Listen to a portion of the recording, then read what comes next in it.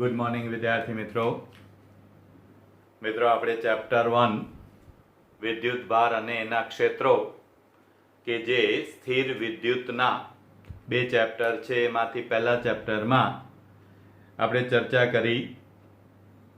હવે આજે આપણે થોડાક પહેલા પોઈન્ટ લઈએ છીએ દાખલાને રિલેટેડ અને પછી આપણે થિયરીમાં આગળ ચર્ચા કરશું. તો દાખલામાં દાખલો 1.8 છે ઉદાહરણનો. એ ઉદાહરણના 1.8 માં જે ચર્ચા છે એને સમજજો. એ પોઈન્ટ પકડી લેજો, પછી તમે કિંમત મૂકીને ગણતરી કરો. એ સાવ સહેલું છે. ખરેખર સમજણ શું છે તો કે આવો દાખલો છે કે અહીંયા બે પ્લેટ વચ્ચે સમાન વીજ ક્ષેત્ર ઉત્પન્ન કર્યું છે. તો બે પ્લેટ વચ્ચે સમાન વીજ ક્ષેત્ર છે જે વોલ્ટેજ લગાડીને ઉત્પન્ન કર્યું છે. હવે આવું વીજ ક્ષેત્ર જે છે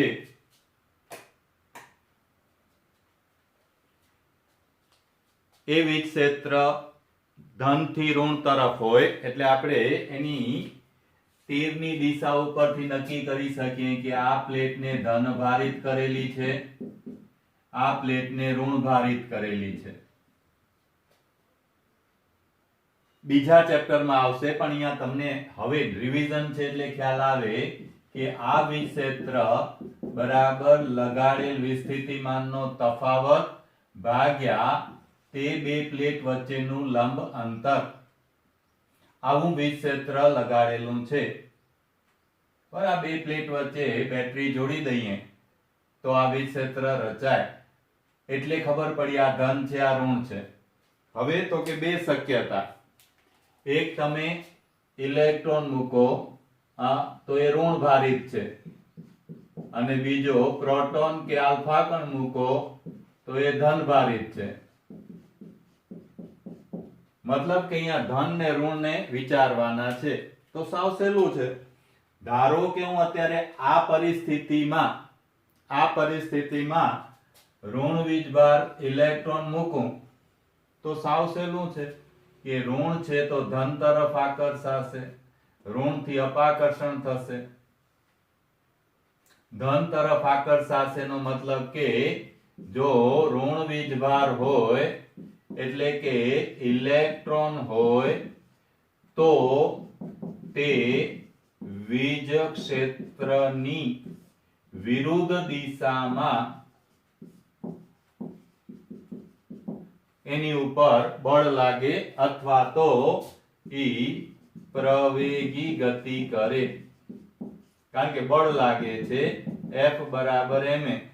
બળ લાગે તો પ્રવેગી ગતિ થાય. 2. જો આપણે ધન વીજભારિત કણ મૂકીએ અહીંયા તો નેચરલી છે કે ધન વીજભારિત કણ હોય તો ધન તરફથી અપાકર્ષણ થાય, ઋણ તરફ આકર્ષણ થાય. તો આની જગ્યાએ તમે આખા શબ્દો બદલાવી શકો કે ધન તો કે પ્રોટોન તો તે વીજ ક્ષેત્રની દિશામાં પ્રવેગી ગતિ કરે, એ દિશામાં બળ લાગે.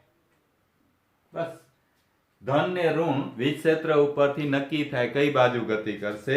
હવે અહીંયા એમણે એમ કીધું છે કે એ બંને નીચે તરફ જ ગતિ કરે છે બંને સ્થિતિમાં. તો એનો મતલબ એમ થયો કે અત્યારે જે આ આકૃતિ છે એ કેના માટે નીચે તરફ, તો કે ધન માટે, આ ઋણ માટે નથી અત્યારે.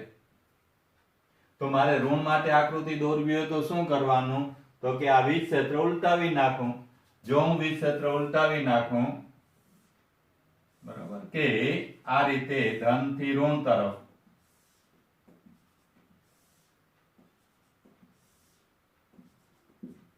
તો આ ધન આ ઋણ. અને જો ઇલેક્ટ્રોન હોય તો નેચરલી છે ઋણ ભારિત કણ તો કઈ બાજુ ગતિ કરશે? ધન તરફ. બસ આ પેલા મગજમાં બેસવું જોઈએ. ધન અને ઋણ વીજ ક્ષેત્રમાં કેમ ગતિ કરે? સહેલી સાદી વાત છે. હવે તો કે બીજો મુદ્દો, F વીજ ક્ષેત્રને લીધે લાગતું બળ કેટલું હોય? તો કે સૂત્ર છે E into Q જેટલું. ધન વીજભાર હોય તો વીજ ક્ષેત્રની દિશામાં બળ લાગે, ઋણ વીજભાર હોય તો વીજ ક્ષેત્રની વિરુદ્ધ દિશામાં બળ લાગે. તો આ સૂત્ર તો કે F બળ લાગે એટલે ન્યૂટનના બીજા નિયમ અનુસાર ઈ પ્રવેગી ગતિ કરે. હવે પ્રવેગ કેટલો હોય? તો કે બેયને સરખાવી દઈએ એટલે મળે પ્રવેગ બરાબર આ બાજુ લઈ જઈએ તો થશે E into Q by m. હવે ઇલેક્ટ્રોન હોય તો એનો વીજભાર મૂકવાનો Q બરાબર E બરાબર 1.6 ગુણ્યા 10⁻⁻19. પ્રોટોન હોય તો પણ આ જ થશે. આલ્ફા કણ હોય તો આલ્ફા કણ માટે 2He4. હિલિયમનો ન્યુક્લિયસ છે તો એની પાસે 2 ધન વીજભાર હોય, 4 ગણો દળમાં વધારો હોય, દળ 4 ગણું વધુ હોય. પણ ધન અને ઋણથી તમને પહેલું આ સૂત્ર મળ્યું, વીજ ક્ષેત્રની તીવ્રતા પણ ના આપી હોય તો આ વ્યાપક સ્વરૂપ થયું. કેટલા વોલ્ટ લગાડ્યા છે? બે પ્લેટ વચ્ચેની લંબાઈ કેટલી છે? ધારો કે અહીંયા 1 કિલો વોલ્ટ લગાડ્યા છે તો 1000 વોલ્ટ લગાડ્યા છે અને બે પ્લેટ વચ્ચેનું અંતર 1 મિલીમીટર છે તો વીજ ક્ષેત્ર મળી જશે. આ ચેપ્ટરમાં તો આપેલું જ હશે પણ આ હું વ્યાપક સ્વરૂપે કહું છું. પહેલું બીજું ચેપ્ટર ભેગા થઈ જાય ને આજ પૂછે તો કે તો ઈ રીતે ઈ શોધી શકાય. બીજું Q વીજભાર તો ઇલેક્ટ્રોન ઉપર પ્રોટોન ઉપર મૂળભૂત વીજભાર છે. દિશા હવે અહીંયા આપણે એવી રીતે જ મૂકી છે એટલે પ્રશ્ન નથી. દિશા માટે પણ નક્કી કરી શકો કે વીજ ક્ષેત્રની દિશામાં ગતિ કરશે કે વીજ ક્ષેત્રની વિરુદ્ધ દિશામાં ગતિ કરશે. વીજભાર મળી ગયા પછી તો કે એની પાસે દળ કેટલું છે? તો ઇલેક્ટ્રોનનું દળ અચળ છે જેને આપણે કહીએ છીએ માસ of electron, mass of proton. Proton એટલે 1H1, આલ્ફા કણ એટલે 2He4. એનો મતલબ કે પ્રોટોન કરતા આલ્ફા કણ પાસે વીજભાર બમણો છે, દળ 4 ગણું છે. મતલબ પ્રોટોન પાસે જે કંઈ છે એની ચર્ચા કરી લઈએ પછી એ જ સૂત્રમાં વીજભાર પ્રોટોન કરતા ડબલ મૂકીએ, દળ પ્રોટોન કરતા 4 ગણું મૂકીએ તો ઈ બે વચ્ચેનો સંબંધ બની જાય. પ્રોટોન અને આલ્ફા કણ વચ્ચે ભાઈબંધી શું છે? આમ આ સૂત્ર બરાબર તમને દળ અને વીજભાર ખબર છે તો આ સૂત્રથી તમને પ્રવેગ મળી જાય. હવે તો કે જો પ્રવેગ મળી જાય તો કે પ્રવેગ મળી જાય પછી તમને જે શોધવું હોય મળી જાય. કેવી રીતે? તો કે પ્રવેગ મળી ગયા પછી તમે જાણો છો કે અહીંયા વીજ ક્ષેત્ર સમાંગ છે અને વીજ ક્ષેત્ર સમાંગ છે તો પ્રવેગ પણ અચળ હોય અને પ્રવેગ અચળ હોય તો અચળ પ્રવેગી ગતિના સૂત્ર જે 3 છે એ 3 માર્જિન પોઈન્ટમાં લખી રાખવાના.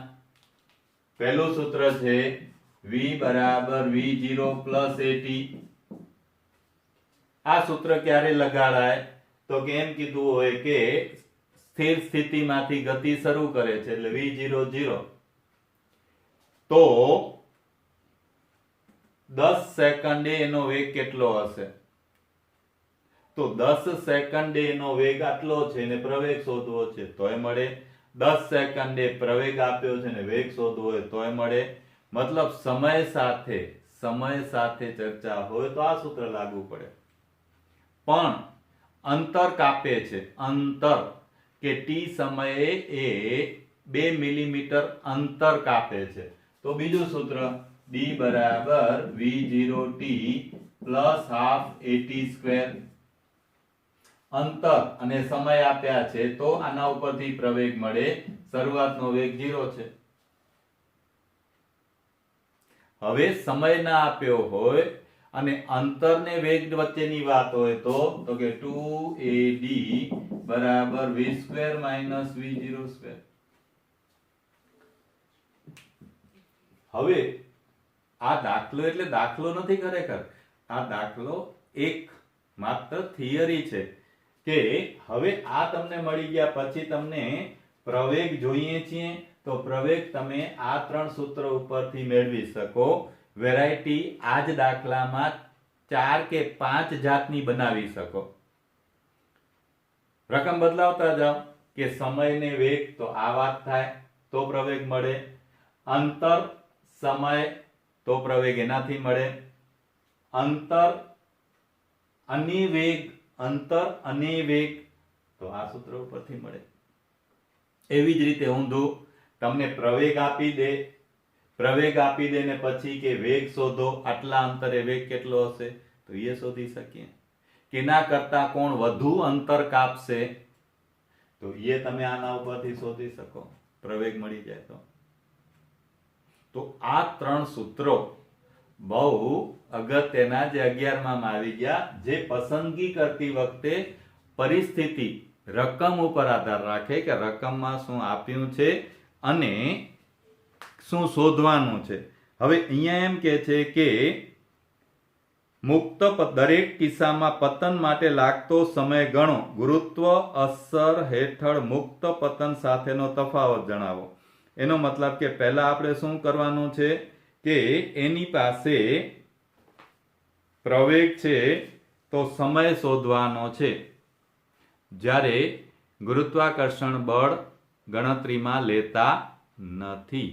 અને પછી ગુરુત્વાકર્ષણ બળની ગણતરી કરશું કે ખાલી ગુરુત્વાકર્ષણ બળ હોત તો એને આટલું અંતર કાપવા માટે કેટલો સમય લીધો હોત, તો સમય વિચારવાનો છે. ચાલો સમય વિચારવાનો છે એટલે આ સૂત્ર છે ને આ સૂત્ર છે. કેની વાત કરશું તો કે બીજું શું રકમમાં આપ્યું છે તો કે તેટલા જ અંતર માટે, મતલબ અંતર અને સમયની વાત છે. જો અંતર અને સમયની વાત હોય તો આ સૂત્ર લાગુ પડે. અંતર કેવું કાપે છે સરખું. તો હવે પ્રોટોન માટે કે ઇલેક્ટ્રોન માટે ગમે એના માટે લઈએ, કોઈ એક રીત સમજીએ. તો ધારો કે હું ઇલેક્ટ્રોન માટે કહું તો અંતર કાપે છે d 0 1/2 at². આ નીકળી ગયો એટલે 1/2 at² સીધું. એનો મતલબ થયો કે પ્રવેગ જોઈએ છીએ, હા તો પ્રવેગ બરાબર 2d, પ્રવેગ બરાબર 2d/t². હવે તો કે આ પ્રવેગનું સૂત્ર છે ને આ પ્રવેગનું સૂત્ર છે, બંને પ્રવેગના સૂત્રો છે એટલે આમાં શોધવાની જરૂર નથી. બસ પ્રવેગના સૂત્રમાં કિંમત મૂકી દઈએ તો કે 2d/t² બરાબર e * q/m. માટે t² ને સૂત્રનો કરતા બનાવીએ તો 2md t² 2md/e * q. ચાલો આ t² ના સ્વરૂપમાં ને t તમને કરવો છે તો વર્ગમૂળમાં થઈ જાય. હવે તો કે હવે સિચ્યુએશન પ્રમાણે કેની વાત કરીએ છીએ ઇલેક્ટ્રોનની, તો એનો મતલબ શું થયો માસ ઓફ ઇલેક્ટ્રોન. d કેટલો છે તો કે બે પ્લેટ વચ્ચેનું લંબ અંતર l જેટલો, e વિજ ક્ષેત્રની તીવ્રતા છે, q ઇલેક્ટ્રોન પરનો વીજભાર છે. એટલે તમને ઇલેક્ટ્રોનને કેટલો સમય લાગશે એ મળે. એવી જ રીતે તમને પ્રોટોનની વાત કરેલી હોય તો પ્રોટોનમાં તમને મળશે 2 માસ of proton l e into e, કારણ કે પ્રોટોનનો વીજભાર તો એટલો જ છે. હવે જો તમને આ બેની સરખામણી કરવી છે તો એમને કીધું છે કે તીવ્રતા વીજ ક્ષેત્ર સરખું છે બંનેમાં, વીજભાર એ સરખો છે, બે પ્લેટ વચ્ચેનું અંતર સરખું છે, 2 સંખ્યા છે અચળ હોય તો એનો મતલબ થયો કે કેને વધુ સમય લાગશે. તો સાવ સહેલું થઈ ગયું તમારા માટે કે અહીંયા શું કહી શકશો તો કે આ t proportional to under root m આ જવાબ મળી ગયો. કારણ તો કે આ બધું બાકીનું અચળ છે. હવે તમને ખબર છે કે પ્રોટોનનું દળ ઇલેક્ટ્રોનના દળ કરતા વધુ હોય તો પ્રોટોનનું દળ વધુ હોય તો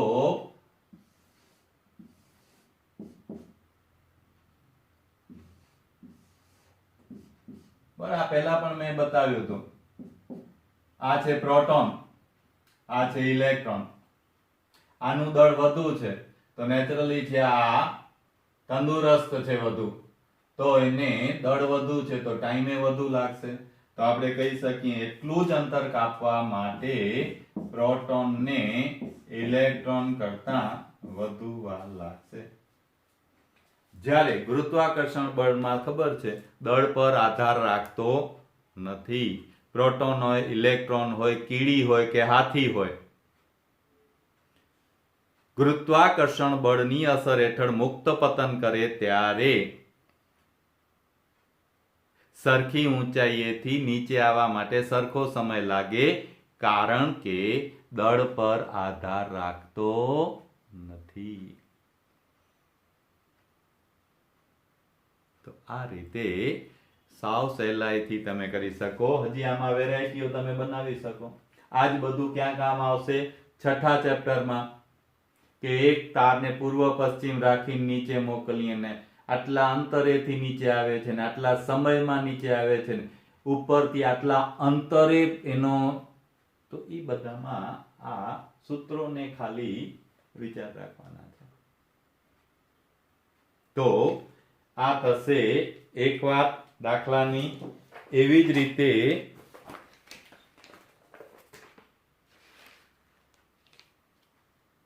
બીજા જે દાખલા છે કે ક્યાં તીવ્રતા શૂન્ય થાય ને ક્યાં વધુ થાય ને ક્યાં ઓછી થાય ને બળ ને તીવ્રતા, તો બે માટે મેથડ સરખી છે. જેમ કે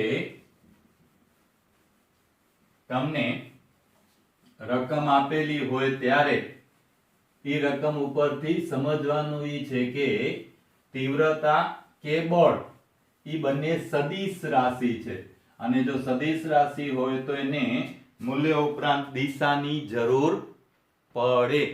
તો અહીંયા શું વિચારશું તો કે ધારો કે આવું વિચારીએ, બરાબર કોઈ દાખલો નથી લેતો, સમજાવું છું એ સમજી લેજો કે આ Q1 વીજભાર છે, આ Q2 વીજભાર છે, બે વચ્ચેનું અંતર r છે. તો બે શક્યતા, બંને સજાતીય હોય,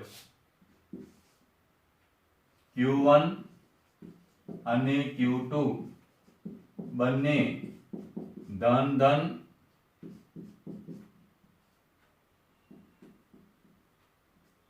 કે ઋણ ઋણ હોય, બે ધન ધન કે ઋણ ઋણ હોય તો શું થાય? બીજી વાત કરશું, ધન અને ઋણ હોય તો શું થાય? તો અહીંયા ધારો કે બંને ધન ધન છે, તો હવે કયા બિંદુ પાસે તીવ્રતા શૂન્ય થાય? તો પહેલું આ સાદી વાત વિચારીએ કે તીવ્રતાનો અર્થ શું? તો કે kq બાય r². k તો અચળ છે, એનો મતલબ કે તીવ્રતા શૂન્ય થવા માટે પહેલી વાત બંનેના મૂલ્ય સમાન થવા જોઈએ, મૂલ્ય સમાન થવા જોઈએ. અને બીજી વાત દિશા પરસ્પર વિરુદ્ધ હોવી જોઈએ. બસ આ બે જો હોય તો એનો મતલબ થયો કે પરિણામી તીવ્રતા તે બિંદુએ શૂન્ય થાય ને થાય, કારણ કે તીવ્રતા સદિશ રાશિ છે, અને સદિશ રાશિ હોય તો મૂલ્ય અને દિશા બંને ધ્યાનમાં લેવા પડે. તો હવે અહીંયા વિચારો આના ઉપરથી આ સિચ્યુએશનમાં કે વીજ ક્ષેત્ર તો કે ધન માંથી બહાર નીકળે એટલે આનું આમ બહાર નીકળે, આમ બહાર નીકળે. એક જ લીટી ઉપર છે, આમ ઉપર નીચે કરવાની જરૂર નથી. તો આની અંદર પણ ધન વીજભાર છે એટલે આમાંથી આમ બહાર નીકળે, આમાંથી આમ બહાર નીકળે. હવે તમે વિચારો કે કયા બિંદુ પાસે બંનેના પહેલું દિશા પરસ્પર વિરુદ્ધ થાય, ઈ ખાસ સમજજો. જો હવે અહીંયા લઈએ આ બાજુ, બરાબર, બંનેની આ વચ્ચે થયું, આ થયું અત્યારે ડાબી બાજુ, આ બાજુ એટલે જમણી બાજુ, અથવા એમ પણ યાદ રાખી શકો બેની વચ્ચે આજુ બાજુ, જેમ તમને યાદ રાખવું એમ. હવે તમે વિચારો કે પહેલા હું કઈ બાજુ લઉં છું, ડાબી બાજુ. તો ડાબી બાજુ Q1 નું વિક્ષેત્ર તો દેખાય જ છે તમને, આયરું આ Q1 નું. Q2 નું કઈ બાજુ છે, એ Q2 નું આ જ દિશામાં. તો Q2 નું હું દોરું તો આ દિશામાં છે, આ Q2 નું. હવે વિચારો કે આ બંને E1 અને E2 ડાબી બાજુ એક જ દિશામાં છે, એક જ દિશામાં છે એટલે અહીંયા શૂન્ય નહીં થાય, નહીં થાય. એવી જ રીતે વિચારી શકો કે ડાબી બાજુ ન થાય તો જમણી બાજુએ નહીં થાય, કારણ કે આ Q2 ને કારણે છે, Q1 ને કારણે. તો ડાબી બાજુ બે એક જ દિશામાં હોય તો જમણી બાજુ બે એક દિશામાં હોય જ.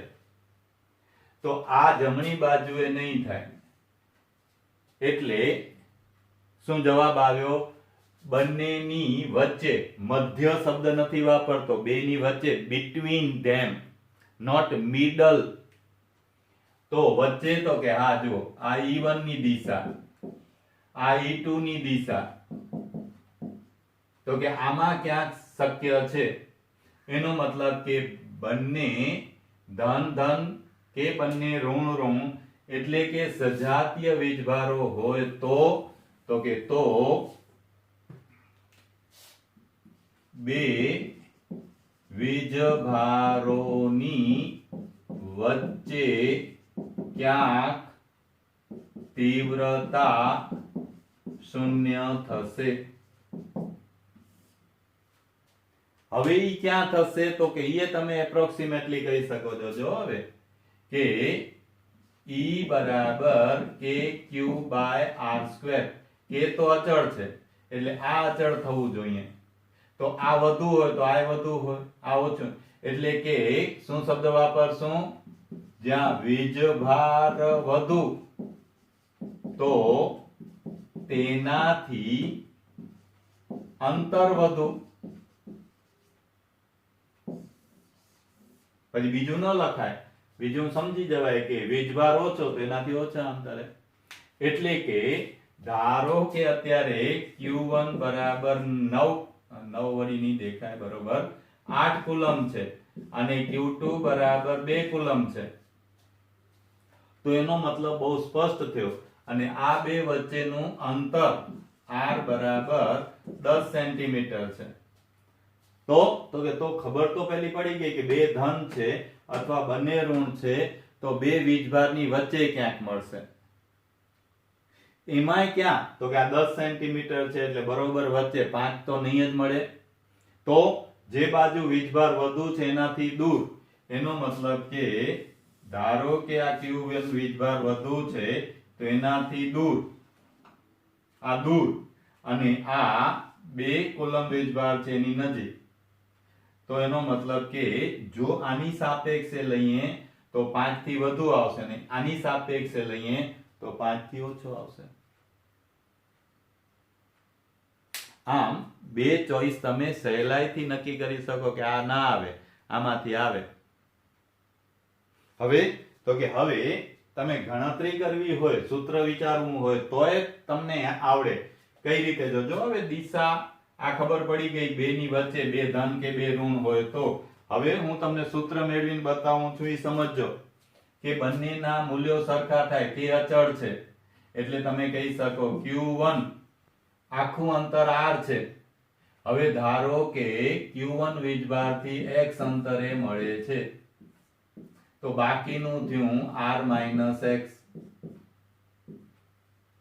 તો q1 તો એનાથી અંતર x છે બરાબર કે બંને બાજુથી નીકળી ગયું છે. વીજ ક્ષેત્રનું મૂલ્ય સરખું હોય તો જ તીવ્રતા શૂન્ય થાય.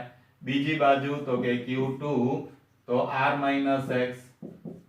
આ ભૂલ ન કરતા ધ્યાન રાખજો. હવે q1 બાય q2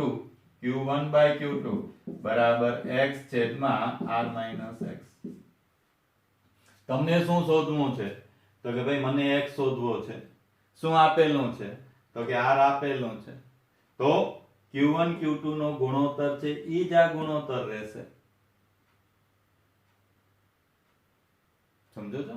આ ગુણોત્તર છે ઈ જ આ ગુણોત્તર રહેશે. એનો મતલબ કે અહીંયા આપણે શું હતું? તો કે જોજો 8/2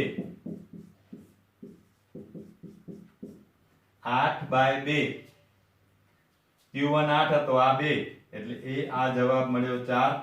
એટલે આપણને ખાલી આ એક જ સ્ટેપ કરવું પડે. આ મોઢે થઈ ગયું તો કે 4r માઇનસ x બરાબર x. એટલે કે 4r માઇનસ 4x બરાબર x. માટે 4r બરાબર માઇનસ જેવું બાજુ જાય તો પ્લસ એટલે 5x. માટે x બરાબર શું થઈ ગયું? તો કે 4/5 into r.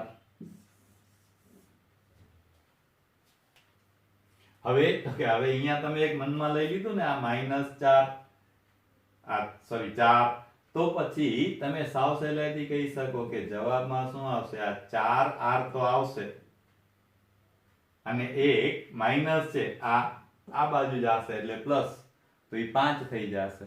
તો મનમાં એ આવી ગયું 4 ને 5. હવે 10 સેન્ટીમીટર છે તો સીધું મળી ગયું 5 દુ 10 4 દુ 8 એટલે x બરાબર 8.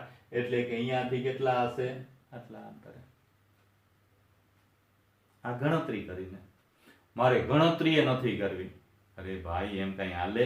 તો કે ના નથી કરવી. લ્યો ઓકે જોજો હવે આના ઉપરથી ટ્રિક શીખવાડું છું કે ટોટલ અંતર છે કેટલું? 10. ટોટલ વીજભાર q1 વત્તા q2 કેટલો છે? 10. મતલબ કે 10/10 એટલે કે 1 સેન્ટીમીટર એ 1 કુલમ જેવું છે. સાવ સીધું થઈ ગયું. તો એનો મતલબ કે 8 કુલમ થી કેટલા અંતરે હશે? તો 8 કુલમ થી 8 સેન્ટીમીટરે હશે અને 2 કુલમ થી 2 સેન્ટીમીટરે હશે. 10 એટલે 8 વત્તા 2 10. જે બાજુ વીજભાર વધુ હોય ત્યાંથી અંતર વધુ હોય, વીજભાર ઓછો હોય તો ત્યાંથી અંતર ઓછું હોય. તમને પણ આવડે, મને આવડે એવું નથી, પણ તમે એવું આગળ ડેપ્થમાં એને વિચારતા નથી.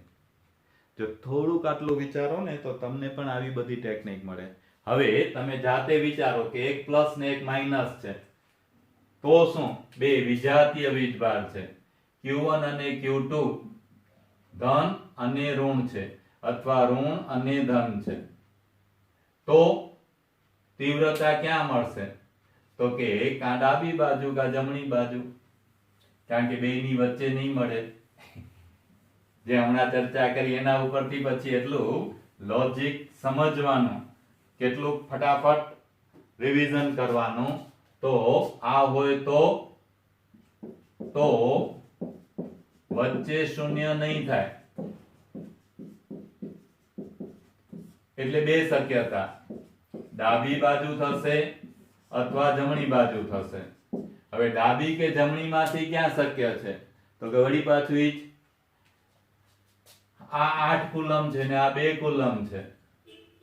તો એનો મતલબ થયો કે અત્યારે ડાબી બાજુ q1 વીજભાર 8 કુલમ છે અને q2 વીજભાર 2 કુલમ છે. તો કે ડાબી કે જમણી બેમાંથી એક કઈ શક્યતા છે? તો આટલું જ યાદ રાખવાનું. બરાબર, આ +8 છે ને આ -2 છે સપોઝ. તો કે વધુ વીજભારથી દૂર, વધુ વીજભારથી દૂર અને ઓછા વીજભારથી ની નજીક. હવે તમે આ સિચ્યુએશન જુઓ, આ વધુ વીજભાર છે ને આ ઓછો વીજભાર છે, તો વધુ વીજભારથી દૂર અને ઓછા વીજભારથી નજીક, તો એનો મતલબ કે ક્યાં હશે? આ બાજુ તો ન જોઈએ, આ બાજુ જોઈએ. એટલે અહીંયા તમે કહી શકો અત્યારે જવાબ જમણી બાજુ મળશે. સાવ સરળ. આ પ્લસ માઇનસ ની પેલા મૂલ્ય કેટલું? તો વધુ વીજભારથી દૂર અને ઓછા વીજભારથી નજીક, તો જમણી બાજુ જ મળશે. આ બાજુ તીવ્રતા શૂન્ય ન થાય, આની વચ્ચે પણ ન થાય, આ બાજુ જ થાય. આમ પહેલું આકૃતિને સિચ્યુએશન ઉપરથી તમે સાવ સહેલાઈથી નક્કી કરી શકો. વચ્ચે ડાબી બાજુ કે જમણી બાજુ, અને કિંમત ઉપરથી નક્કી કરી શકો કે લગભગ આટલું આવશે. તો બે ચોઈસ તો તમને એવી મળી જ જાય કે જે તમને ખબર જ પડે કે આ ખોટું છે. તો આવા દાખલા ને આવા MCQ માં તમે આ ખાલી યાદ રાખશો તો પણ તમને કોઈ પ્રોબ્લેમ નહીં થાય, સરળતાથી તમે એ કરી શકશો. છતાં તમને સૂત્ર જોઈતું હોય, સૂત્ર તો કે સૂત્ર તમને આવી રીતે બનાવી શકો કે Q1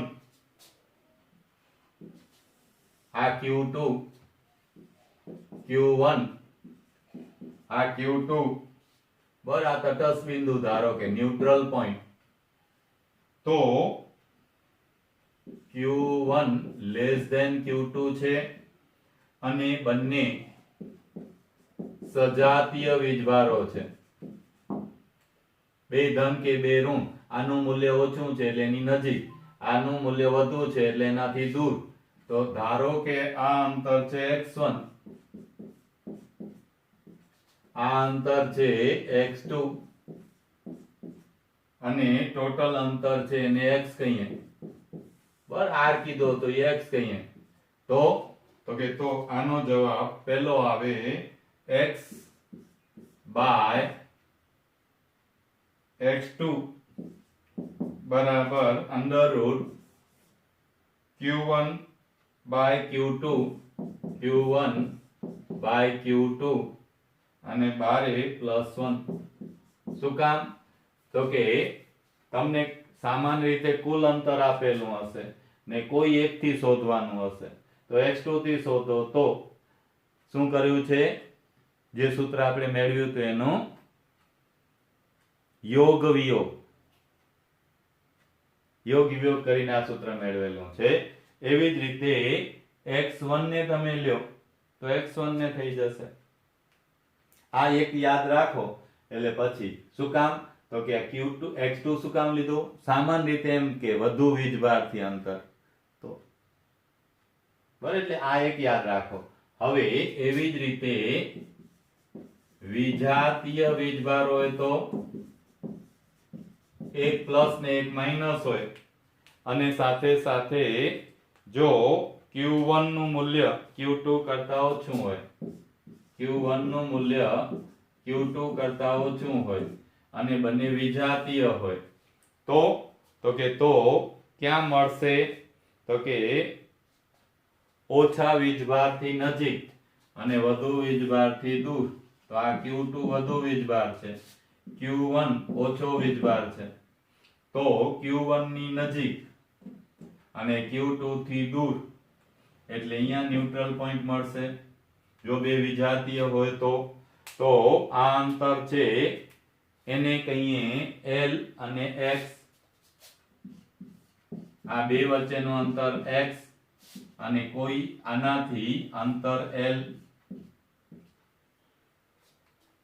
તો આના માટે સૂત્ર શું બન્યું? તો કે આના માટે સૂત્ર બનશે x બાય L, બરાબર. આના માટે x બાય L બરાબર under root Q2 minus Q2 by Q1 બારે -1 વિજાતીય. તો આ રીતે તમે સીધા બે સૂત્રો યાદ રાખી શકતા હો તો કોઈ પ્રશ્ન નથી, તમારો એક જ સ્ટેપમાં જવાબ આવી જાય કે જે આપણી રકમ હતી કે Q1 બરાબર કેટલા હતા 8 કુલમ, Q2 બરાબર 2 કુલમ, કુલ અંતર 10 સેન્ટીમીટર, તો x2 શોધવા છે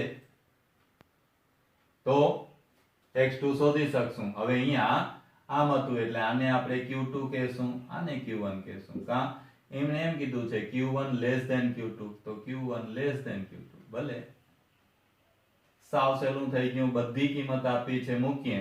કેને સૂત્રનો કરતા બનાવશું x2 ને, તો કે ભાઈ પેલા કિંમત તો મૂકીએ 10 ભાગ્યા x2 બરાબર વર્ગમૂળમાં Q1 2 ભાગ્યા 8 12 વત્તા 1